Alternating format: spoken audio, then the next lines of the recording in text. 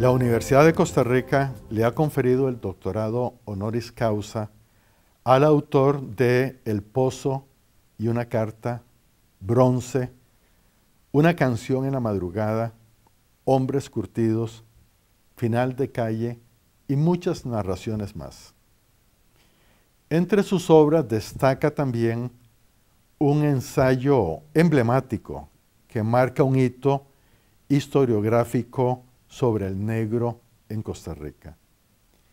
Es el señor Quince Duncan, a quien me honra saludar hoy muy gratamente. Muchas gracias. Don Quince, usted nació en San José y a una edad muy temprana, justamente después de su nacimiento, se trasladó nuevamente a Limón. ¿Cómo era la ciudad de Limón en ese entonces, en los años 40 y los años 50? Bueno, no tengo demasiada información, pues yo soy de la zona de Matina, de la zona rural, pero por supuesto que información general sí. Limón era una ciudad muy progresista en ese momento. Una ciudad de calles bastante anchas relativamente, con comparación con otras ciudades del país, muy cosmopolita. Por ejemplo, la mayoría de los consulados que existían en el país estaban también en Limón. O sea, había oficinas de los cónsulos de Estados Unidos, de la Gran Bretaña, de Chile, de Colombia, de México, de todo lado. Hay que tomar en cuenta que en aquel entonces no existían las líneas aéreas que conocemos hoy día, ¿verdad? La gente viajaba por barco. Entonces, lógicamente, iban al puerto a conseguir la visa para ir al país a donde se dirigían, ¿verdad? Había una gran actividad y más que todo, digamos, una relación con toda esta área que llamamos del Gran Caribe, que es toda esa circunferencia, ¿verdad? Con tanto la parte continental como la parte insular, ¿no? Y en el caso específico de Limón, mucha relación, por ejemplo, bueno, Jamaica, por supuesto, donde venía la mayoría de los residentes, pero también con Cuba, ¿verdad? Y con otros países del Caribe incluso más pequeños, ¿no? Una vida muy activa, recuerdo la actividad de las logias, que era muy importante, las iglesias, las escuelas, ¿verdad? Escuelas de primaria muy activas y muy buenas. El otro día, haciendo estas entrevistas que la Universidad de Costa Rica me hizo el honor de permitirme participar para hacer esta serie documental sobre el afrodescendiente en Costa Rica, me encontré con una señora que me contó que había estado hasta séptimo año en el sistema educativo que teníamos allá, que era el sistema británico, básicamente, ¿verdad? Con los libros traídos de la Gran Bretaña, etc. Y uno puede ver todavía los edificios que están ahí. La Capitanía de Puerto, por ejemplo, la Casa Bautista. Es decir, hay varios, el mismo correo, hay varios edificios que son o de finales del siglo XIX o principios del XX, algunos de los cuales todavía están en pie, ¿no? Entonces tenemos una ciudad bastante activa, yo diría muy dinámica en aquel entonces. ¿Y la actividad en la ciudad de Limón irradiaba hacia la provincia de Limón? ¿De alguna manera también llegaba esta influencia amatina? Sí, porque, digamos, se veía en la música, por ejemplo, la orquesta Riverside, por ejemplo, se veía en los deportes, en el béisbol, en el cricket, y se veía, digamos, en las visitas, la gente, era toda una excursión ir a Limón, ¿verdad? Entonces, en ese tipo de actividades es muy evidente. Además de que las sedes de las iglesias estaban en Limón, entonces ahí se desplazaban hacia la línea, hacia los pueblos, pero básicamente todo eso tenía su centro. Lo mismo las sedes también de las empresas extranjeras que en ese momento eran los que estaban ahí en Limón, ¿verdad? Y una de las empresas extranjeras más fuertes era sin duda aquella que tenía que ver con la producción de banano. Exactamente, la United Fruit Company. La United Fruit Company. Y en Limón hubo también protestas sociales y políticas en contra de las políticas que la United Fruit Company desarrollaba. Las primeras huelgas, primeros movimientos en contra de la United fue antes de la Primera Guerra Mundial. Sí, muy temprano. Muy temprano, en el 10 creo, en el 10, en el 13. Y después, después de que la compañía se transformó, ¿verdad? Que se fue a la zona sur y regresó, fue la Standard, pues sí, siguió habiendo movimientos. Es muy interesante porque a veces se dice que la huelga de los 30 fue la primera gran huelga bananera. Eso no es cierto. Es decir, la primera gran huelga, creo que si mi memoria no me falla, fue como en el 10.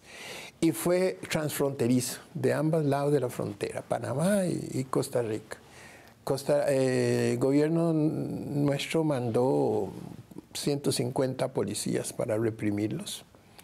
Quemaron ranchos, hubo varias personas que murieron, creo que como 4. De modo que hubo una represión brutal en ese momento, ¿verdad? En defensa de la compañía bananera, ¿no? Sí, yo le puedo compartir que mi padre trabajaba para la United Fruit Company, pero lo hizo más bien en el lado pacífico, en Palmar Sur y luego también en Coto. Y yo crecí en ambos lugares. Y yo tengo recuerdos de las huelgas de los años 50, ¿verdad? Muy claro. posterior a la que usted menciona. Sí. Y para mí, siendo un niño, esta era una circunstancia especialmente atemorizante, porque, bueno, se veía la efervescencia social y política. Mi padre ocupaba una posición media y por lo tanto no tenía poder decisorio, pero sí observé en esos años en que yo crecí en Palmar Sur exactamente lo mismo que usted dice, que la policía intervenía para proteger los intereses de la United Fruit Company y también por otro lado resulta que había una intervención policial que era muy, muy severa. Y la compañía también impedía cualquier tipo de organización sindical que fuera a proteger los beneficios de los trabajadores. Entonces eran épocas tensas, eran épocas difíciles en estas ambas zona pacífica y zona Caribe. Claro. Yo tengo tal vez la ventaja de haberme criado en Estrada.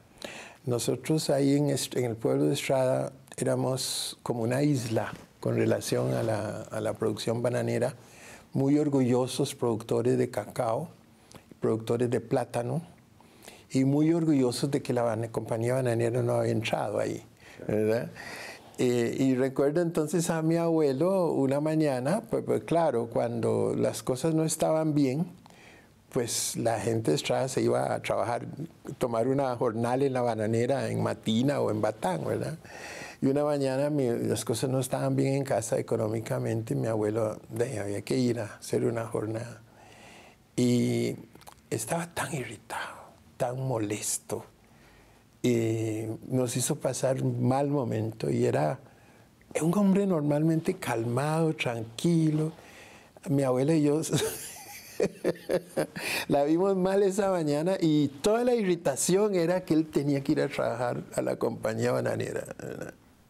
Claro, era una situación muy, muy dolorosa, ¿verdad? Y para él, ¿verdad? Y efectivamente también significaba, supongo yo, aceptar condiciones que no eran las mejores.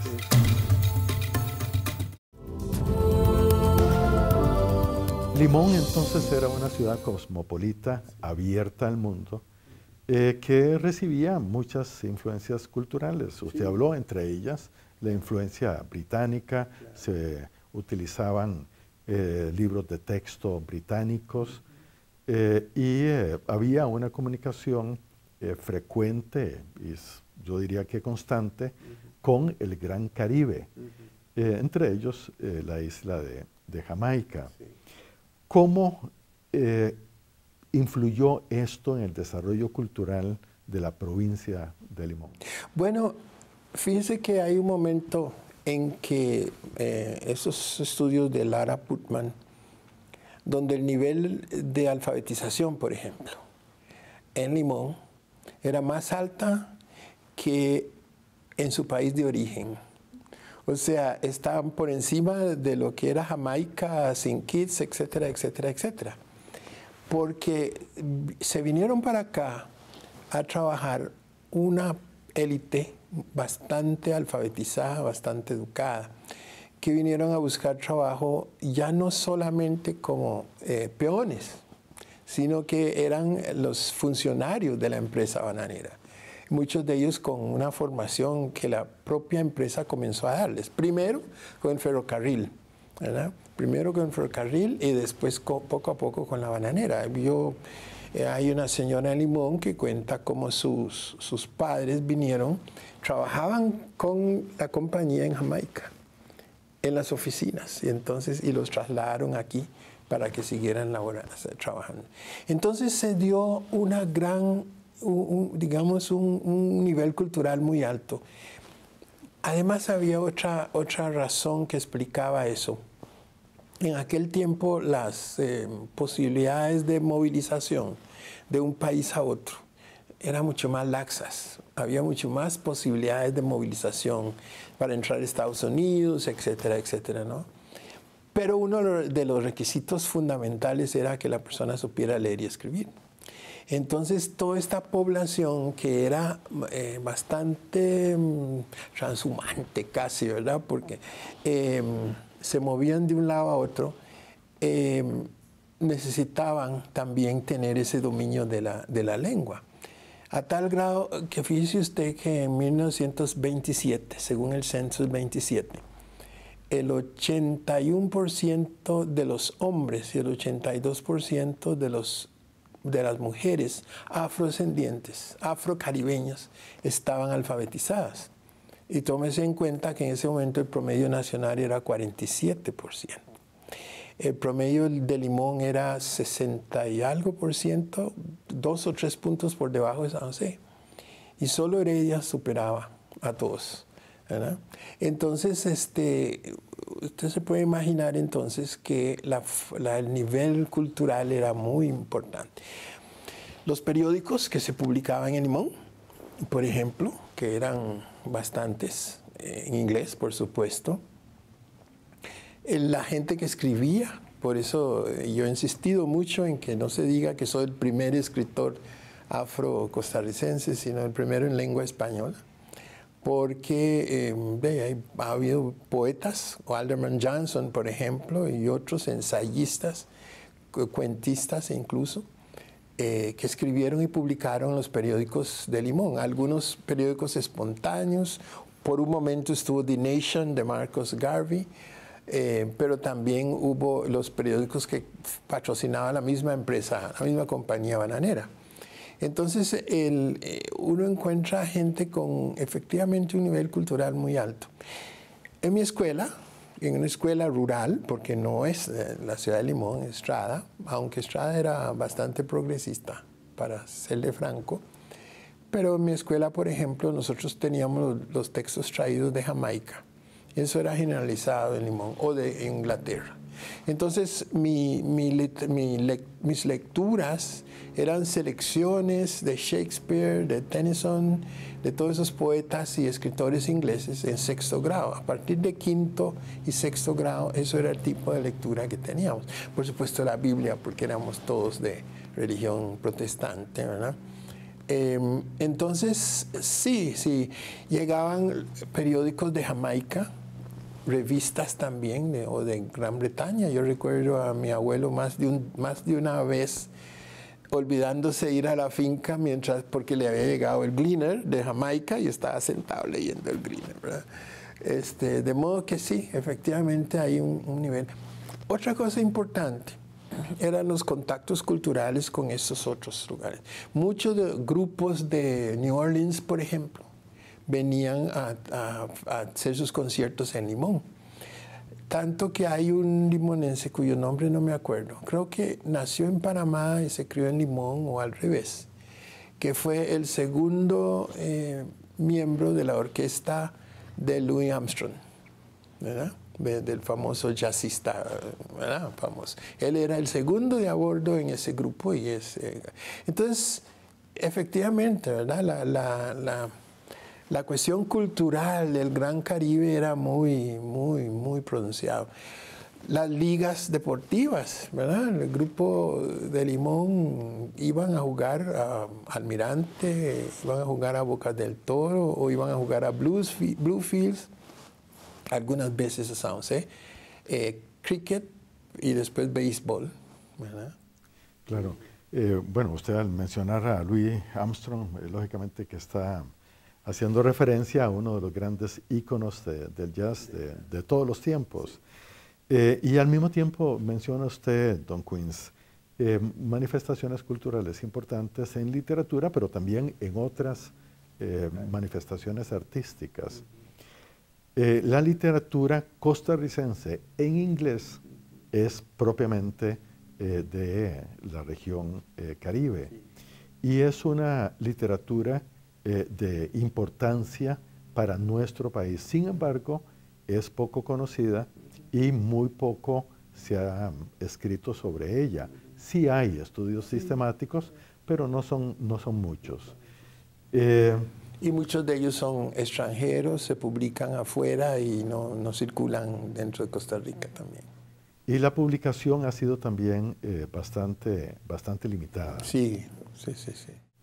Esto es sin duda un acervo cultural con el cual la nación costarricense como un todo tiene una deuda, puesto que la recuperación de toda esta producción artística sería de una importancia mayor, ¿no?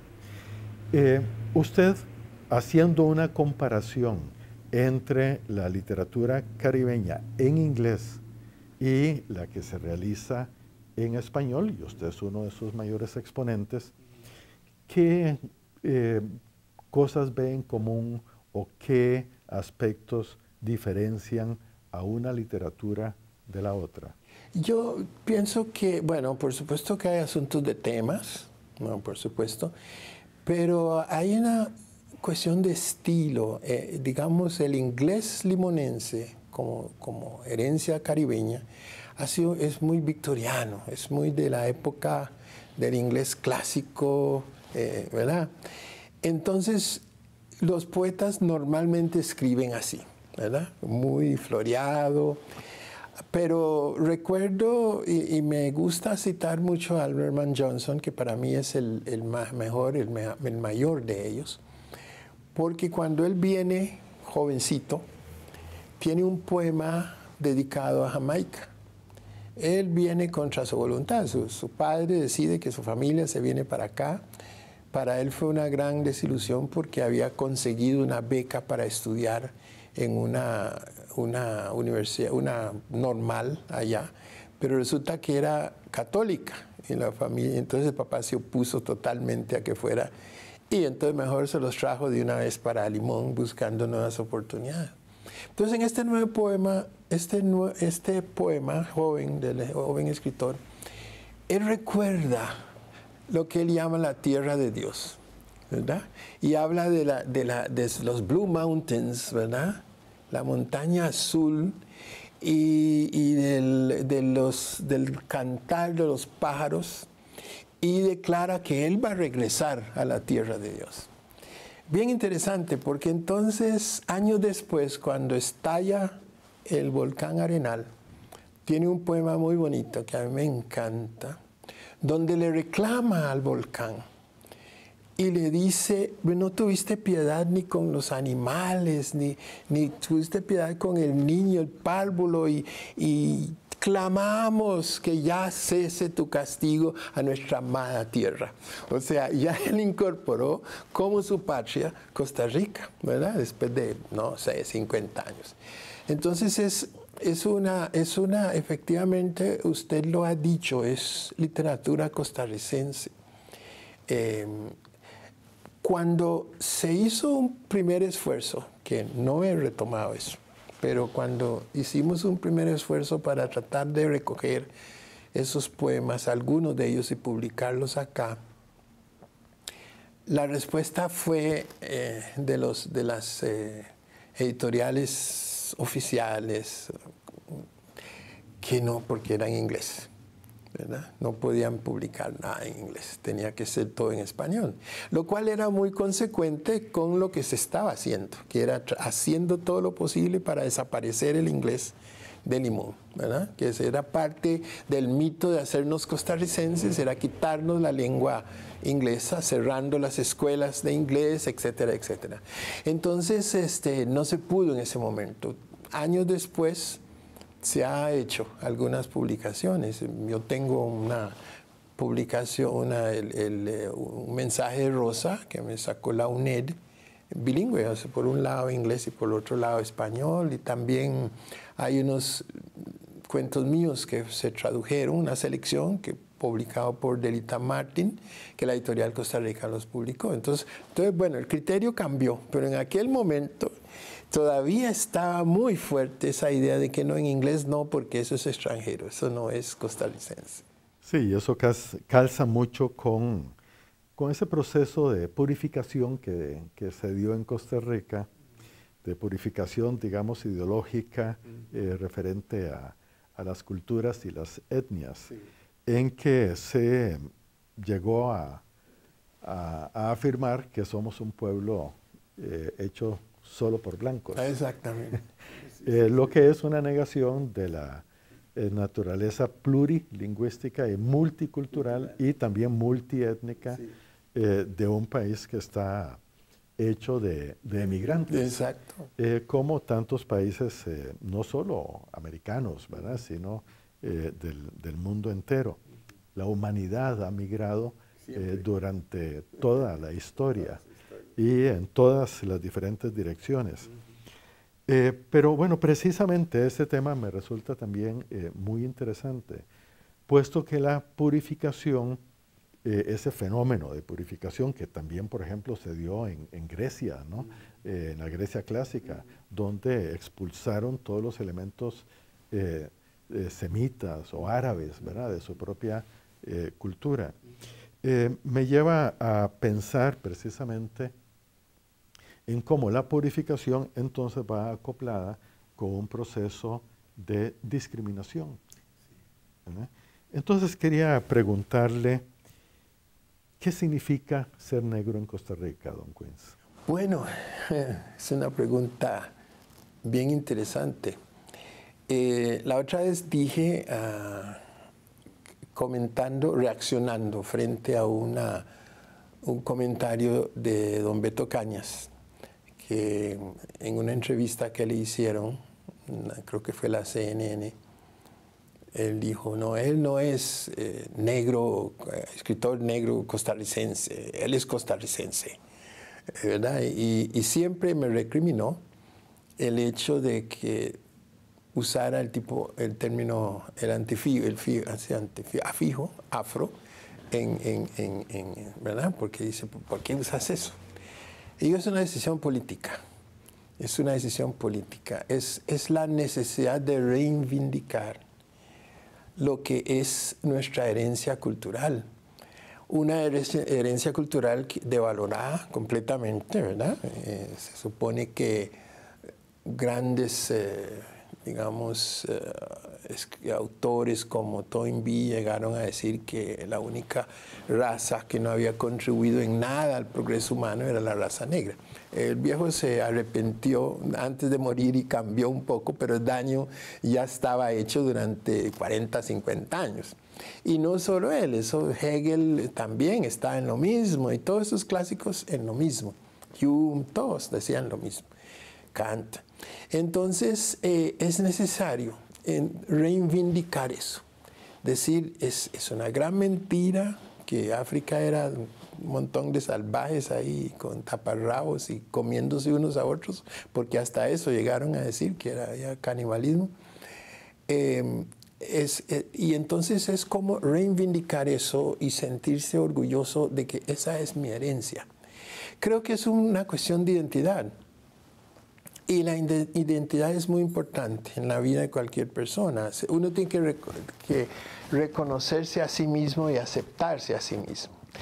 Y como vivimos en una cultura latinoamericana que padece de tres grandes problemas. Uno es, yo llamo la eurofilia, que viven absolutamente enamorados de lo europeo, enajenados con lo que es la cultura europea occidental, inclusive con el agravante de que le sacan todo lo que, es decir, blanquean, ¿verdad? Y disimulan, bueno, hasta los números que usamos son arábicos, el café viene de África, etcétera, etcétera. Pero toda esa parte no, el colmo de que blanquearon Egipto utilizando a Cleopatra, que era de la dinastía no sé cuánto, ¿verdad? Descendiente de Alejandro Magno, dejando de lado 1000 años o 2000 años de faraones negros, ¿verdad? Es bien interesante. Entonces es necesario, bueno, el segundo punto, además de la eurofilia, es el rechazo a nuestra cultura. Yo llamo una etnofobia. Es rechazar la diversidad cultural en que uno está metido. Es decir, no darle valor y no aceptar que yo soy parte de eso. Le digo a la gente, ¿acaso nosotros comemos tripas aquí? Comemos mondongo, ¿verdad? Y el quijongo y la marimba, la palabra marimba en mantú significa maderas que cantan. Y uno ve los retratos de, bueno, hasta nombres, ¿verdad? En Guanacaste usted encuentra pueblos y ríos y cerros que se llaman Angola, que se llaman Congo, ¿verdad? No fue que fueron a traer el nombre allá, no hubo una investigación en Google para poner esos nombres, simplemente hubo gente de esos lugares que pasaron por ahí y dejaron el nombre. Bueno, entonces, pero nuestra cultura tiende a rechazar toda esa diversidad. No le damos valor a la cultura bribria, a la cultura cabecar, etc. Entonces la etnofobia es un problema, la fobia a lo nuestro.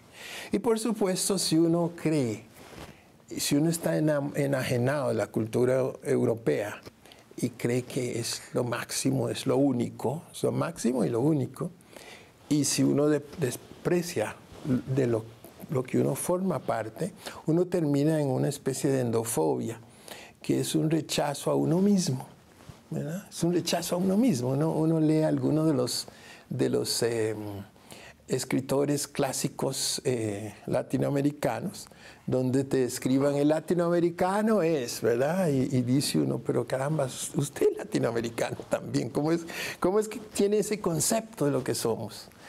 Entonces es necesario, y esto nos sucede, que sucede en la sociedad en general, sucede también en la población negra, ¿verdad? Porque entonces uno tiene una formación, que decía yo, en las mismas escuelas y con los mismos mitos, y termina creyendo los mismos cuentos, ¿no?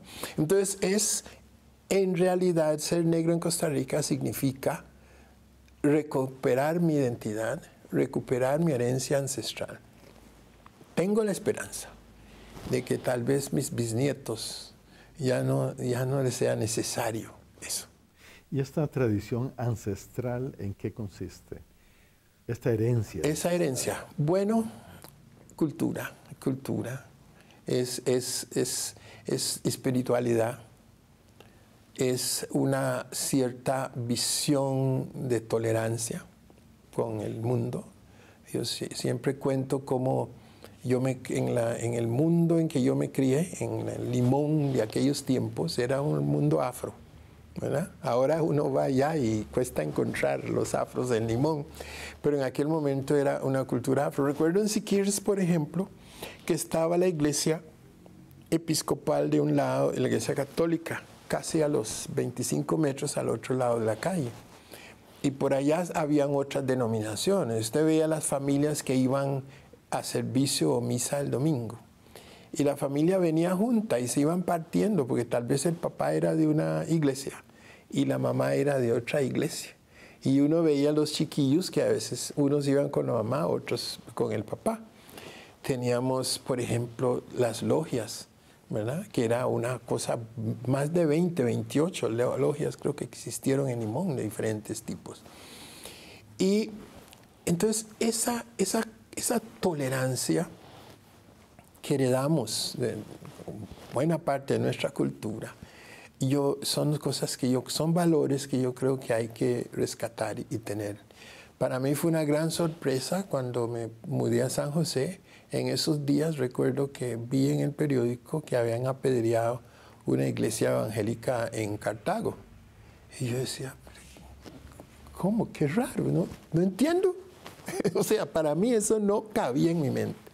Entonces, esos son esos valores de tolerancia, de sentirse, de aceptación de uno mismo, los que para mí son importantes y los que me hacen, digamos, afirmarme como negro en este momento en Costa Rica.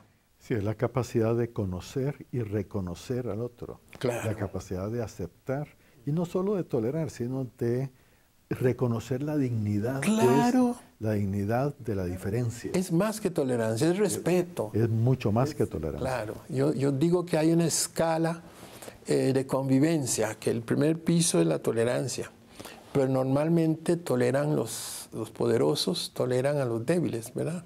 Que haga su cosa, no importa. Pero el siguiente peldaño es el de respeto. Cuando yo le doy la misma dignidad al otro que me doy a mí mismo. Puede ser que no comparta, pero le respeto y considero que tiene la misma dignidad. Y ojalá que alcancemos el tercer peldaño, que sería la comprensión del otro. Claro que eso viene por medio de la educación, por ejemplo, ¿verdad? Y hay muchas cosas. Pero por lo menos yo pienso que el respeto es fundamental. Ahí está el derecho humano, ¿verdad? En toda su esencia.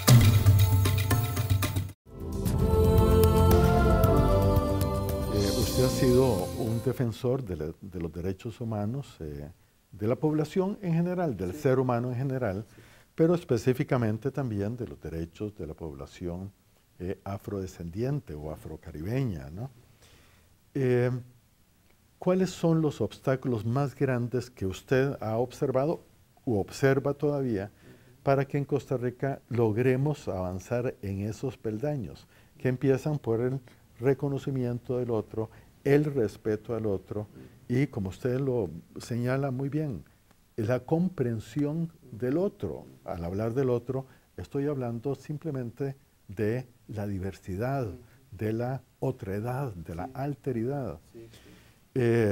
Condición que es absolutamente necesaria para poder convivir en un buen vivir. Sí, correcto, correcto. Bueno, el problema que yo veo en este país es que el país fue construido sobre la base del mito de nación blanca, ¿verdad? Negando su mestizaje, ¿verdad? Porque hubo momentos en este país lugares de este país donde la mayoría de la población era negra o esparsa, por ejemplo, por el lado de Bagaces, o por lo menos mestiza, ¿verdad? Población afro-mestiza o mestiza en general, que una mezcla general. Nosotros hemos tenido varios presidentes que tienen antecedentes afrodescendientes, ¿verdad? Y no se habla de eso. Entonces, ese mito de la Costa Rica blanca me parece que es el principal impedimento, porque entonces como si me permite el barbarismo, te baja el piso, en el sentido de que, no, eso no, ¿verdad? Fíjese que cuando tuvimos el último gran debate sobre Cocorí, varias de los que intervinieron nos invitaban a irnos a nuestro país, ¿verdad? Porque no se van a su país y nos deja a los costarricenses aquí en paz. Como si este no fuera su país. No, y yo a uno le contesté, casi no le contesté a ninguno, pero a ese le contesté y le dije, mira, yo tengo dónde ir, estoy seguro que en Jamaica me recibirán con los brazos abiertos, siendo descendiente jamaicano. Estoy seguro que en Panamá me reciben también, pues mi papá era panameño. No sé si vos tenés dónde irte, porque en España sos un sudaco, de modo que no tengo ninguna posibilidad de que te quieran allá, ¿verdad? Y de todos modos, los únicos que nos podrían invitar a irnos de aquí sería la población nativa, ¿verdad? La población indígena, serían los únicos que estaban ahí. Todos los demás somos migrantes en este país, ¿verdad? Y además me puse a pensar el problema que Costa Rica tenía a principios del siglo XX con la necesidad de desarrollar la agroindustria cafetalera. Había que sacar el café hacia el Pacífico en carretas, ¿verdad? Ponerlo en los barcos, darle toda la vuelta al continente, bajar hasta Chile, dar la vuelta al continente para enrumbarse a Europa, donde el café costarricense llegaba carísimo, difícil de competir con Colombia, con el mismo África. Ese ferrocarril que se construyó sobre la cabeza de los afrocaribeños, con sangre, 5.000 muertos en los primeros 25 millas, y entonces el señor Key decidió dejar de contar, porque entonces los gobiernos coloniales no le iban a permitir que su población siguiera viniendo aquí. Esa riqueza que permitimos que el país pudiera desarrollar, ¿verdad? La construcción de los muelles, del muelle de Limón, la construcción y operación del ferrocarril. En los primeros 50 años solo escuelas de inglés había ahí. O sea, todo ese esfuerzo que se hizo, a mí nadie me puede venir a decir que esto no es mi país. Este país fue construido también. Y no estoy hablando de la afrodescendencia colonial. Estamos hablando de la afrodescendencia caribeña. Después vino el desarrollo del banano. Costa Rica se convirtió en el mayor exportador de banano en los primeros 25 años, después de llegó la gente negra. Posiblemente hoy no hay ningún solo persona negra trabajando ahí en las bananeras, pero fue sobre la base de estos trabajadores que se levantaron. Era el desarrollo del cacao, el saneamiento y desarrollo de la zona de Limón. Todavía yo tengo por ahí en mi casa que la Biblioteca Nacional en algún momento me hizo llegar una copia de la Gaceta, donde se prohibía a los costarricenses ir a trabajar a Limón, porque no podían con la zona. Como la parte española no había vivido ahí, entonces ni habían desarrollado resistencia genética, ni conocimientos culturales. ¿Qué hago con la malaria? ¿Qué me tomo? ¿Qué hago? No había, ¿verdad? Entonces, por supuesto, tenían dificultades también. Entonces, todo ese aporte que hemos dado al país, como le decía uno de esos, tendríamos que hacer una investigación para ver si, desde el punto de vista genealógico, si tu familia habrá contribuido más a la construcción de este país que la mía, ¿verdad? No sé, a lo mejor sí, pero no sé. Pero estoy seguro que el sector afrocaribeño hizo un aporte en la construcción de este país, tal vez sin parangón en la historia. De hecho, ha sido la mayor migración en la historia de la zona. Sin duda alguna. Y ahora con esta serie documental en la cual usted participa y que la Universidad de Costa Rica ha tomado como un proyecto de una enorme importancia, creo que estamos volcando hacia la opinión pública una versión realmente importante y muy positiva que muestra la naturaleza nuclear, digamos, de esa creación de ciudadanía y de nación que ha tenido la población afrocaribeña. Claro, y la Universidad de Costa Rica, por supuesto, la universidad de algún modo es una mini reconstrucción del país, ¿verdad? De algún modo, por lo menos del sector más precario. Y entonces es muy importante, yo quiero en su persona aprovechar para felicitar a la UCR por ese esfuerzo tan grande, porque también es pagar deuda, no solo la universidad en sí, sino todo el establishment. Anoche les decía yo en la presentación que tuvimos de estos documentales en la Embajada de Chile, les mencionaba que cuando la población de Limón hizo un esfuerzo para tener una sede del Atlántico, la Universidad de Costa Rica lo puso en Turrialba, ¿verdad?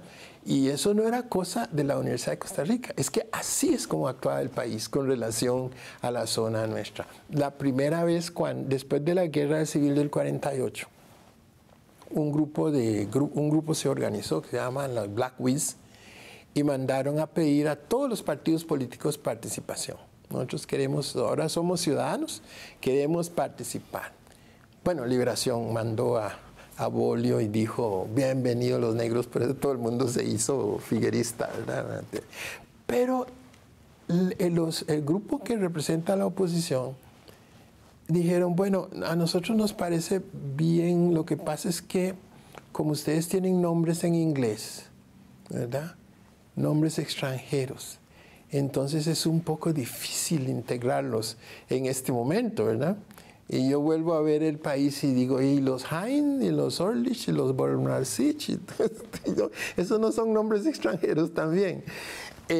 Pero nosotros no podíamos participar porque nos llamábamos Edwards y Duncan, ¿verdad? Y Robinson. Entonces, y todo el esfuerzo de cerrar las escuelas de inglés, ¿verdad? Entonces yo pienso que la Universidad de Costa Rica ha dado un paso adelante y no solo ahí, ha habido muchos trabajos, haber puesto la sede en Limón finalmente y muchos trabajos de investigación que se han estado haciendo en torno a la cultura, yo creo que es digno de reconocerse. Sí, la creación de la cátedra sobre estudios de África y del Afrocaribe es realmente muy importante y creo que es una de las grandes contribuciones que ha hecho la Universidad de Costa Rica para saldar esa deuda. Exactamente. Y estamos, ahora que mencionaba las sedes, estamos en una situación paradójica, porque la sede del Caribe resulta estar más cerca del Atlántico que la sede del Atlántico. Pero bueno, yo creo que en esa situación paradójica estamos haciendo damos muchos pasos para reconocer la diversidad que nos caracteriza y que es parte de la riqueza cultural que nosotros tenemos.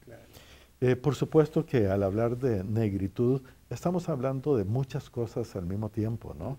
Estamos hablando de una dimensión social, de una dimensión cultural, de una dimensión, por supuesto, étnica, pero de lo que se trata en última instancia es de poder, como decíamos anteriormente, reconocernos y vivir juntos para aprovechar de la manera más creativa posible nuestro gran potencial de desarrollar no solo nuestra nación, sino de poder descubrir la humanidad que nos caracteriza. Somos humanos. Yo quería compartir con usted también muy rápidamente, ya que usted lo mencionó, porque mencionó que apedreaban a una iglesia evangélica. Yo soy nacido en una familia evangélica y cuando yo estaba en la escuela, mis compañeros y compañeras, incluso maestros de escuelas donde se enseñaba la religión católica, me recomendaban no decir que era evangélico. Bueno, eso era una señal también de cómo no solo se desconocía, sino que se discriminaba una forma de ser o una forma de creer. Y en Costa Rica tenemos que avanzar mucho más en esto. Tenemos que ir terminando ya muy pronto, pero yo quisiera hacer una última pregunta. Don Queens, en este proceso de reconocernos de tolerarnos, de aceptarnos y de comprendernos, ¿hemos avanzado suficientemente en Costa Rica o tenemos que dar todavía pasos mucho más grandes? Yo creo que nos falta mucho, pero no puedo negar que hemos avanzado. Es decir, cuando yo me vine para el Valle Central, concretamente para San José, en el año 56, ¿verdad? Las condiciones de vida, las condiciones de relación diaria, era un hostigamiento constante, ¿no? Había bullying y había ese hostigamiento de la gente pellizcándose, porque suerte para mí, no para ti, cada vez que veían un negro. Muchos comentarios, algunos muy chistosos y hasta ahora dan ganas de reír, pero cuando te están enfocando de esa forma, pues no era nada agradable. Las cosas han mejorado muchísimo. Ha habido bastante más apertura. Los jóvenes han cambiado mucho. El otro día estaba conversando con una señora sobre el rescate de valores. Y yo le decía, mira, tenemos que construir los valores de nuestra generación.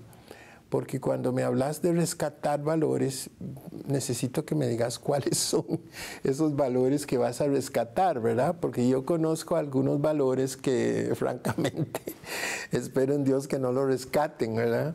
De modo que sí, ha habido pasos, pero todavía hay cosas, ¿verdad? Cuando de repente en este gobierno que acaba de pasar hubo que enfrentar el problema del pelo, ¿verdad? Como decía una compañera, me decía, es que no quieren entender que mi pelo crece así, no crece asá, ¿verdad? Y entonces tu pelo crece así, entonces aplánchelo para que parezca pelo blanco, ¿verdad? Bájelo, porque si no, eso es qué barbaridad, lo que van a creer los futuros pacientes de un médico que tenga pelo afro, ¿verdad? Es decir, todavía hay cosas que uno dice, pero ¿cómo? O gritos en los estadios, ¿verdad? Lo más ridículo del mundo, ¿no? Cuando uno se pone a ver los grandes jugadores que han jugado con el equipo de Cartago, negros, y escuchar a la afición cartaginesa gritando en contra de la gente negra. O sea, bueno, no sé cómo le va a ir a Guanchope ahora que está ahí, ¿verdad? Entonces uno se queda, y eso pasa en todos lados, lo mismo en la liga, en Heredia, en todos lados, y uno se queda pensando, pero qué raro, pues, ¿qué es el asunto que hay ahí? Todos los primeros goles de todas las veces que hemos participado en Mundial, lo han anotado gente negra, ¿verdad? Todos. Y entonces uno se queda pensando, ¿qué es lo que pasa que hay ahí? Pero creo que tarde o temprano se va a superar. Y le voy a decir por qué. Porque el racismo no es una cosa natural. Usted pone dos bebés pequeños, 3 bebés de características étnicas diferentes, los deja ahí y puede ser que se pelean, pero ninguno se pelea porque el color del otro es diferente al de él, ¿verdad? Se jalan el pelo y se pelean por el juguete, pero no tiene nada que ver con la cuestión de su raza o su raza entre comillas o su condición étnica. No es natural. Yo sé que eso empezó en la famosa etapa de la Ilustración, donde los intelectuales más brillantes de Europa inventaron el racismo para justificar la colonización del mundo. Entonces, como sé históricamente dónde empezó, antes de eso había prejuicios de todo tipo, pero no había una doctrina de superioridad e inferioridad basada en cuestiones de color de piel, forma del cabello, etcétera, ¿no? Entonces, ¿cómo empezó? Yo sé que va a terminar, porque lo que he observado en mi corta estancia, esta vez, no sé, de aquí en el planeta Tierra, es que todo lo que empieza termina. Puede ser que no lo llegue a ver, como dije antes, tal vez mis bisnietos vivirán en un mundo ya sin los estudios genéticos, ¿verdad? como nos han demostrado, y hay algunos estudios interesantes que se han hecho en Europa. Inclusive recuerdo uno muy interesante, porque entonces el que odiaba a los alemanes resulta que tenía cualquier cantidad de ascendencia alemán. Y uno que decía muy orgullosamente que yo soy negro, evidentemente, soy de África, tenía más de la mitad de sus genes venían de Europa del Este, ¿verdad? O sea, la humanidad, somos una sola especie humana, y las razas son un invento, es una construcción social. No es que no existan, pero es una construcción social, no tiene ningún raigambre biológico eso. Pero efectivamente, tal vez es que soy un optimista incurable, pero creo que como dice Desideratum, es que llama, dice que evidentemente las cosas marchan como debieran. Yo pienso que a pesar de todo vamos mejores. ¿Verdad? Porque entonces tienes un Obama y entonces la reacción es un Trump. Y yo sé que eso va a seguir pasando, pero creo que cada vez estamos más adelante, porque ahora más gente que protesta contra Trump que los que hubieran protestado contra Nixon, ¿verdad? Entonces quiere decir que sí estamos avanzando, y en Costa Rica también. Muchas gracias, don Queens, por esta oportunidad de conversar sobre temas tan importantes, y para mí todo ello ha sido una ocasión de aprendizaje, y espero que para ustedes también, señoras y señores que han presenciado, que han escuchado y visto esta entrevista que he sostenido con Queens Duncan, quien ha recibido por parte del Consejo Universitario de la Universidad de Costa Rica el doctorado honoris causa, doctorado que le confiere la institución como un todo. Muchas gracias por estar con nosotros.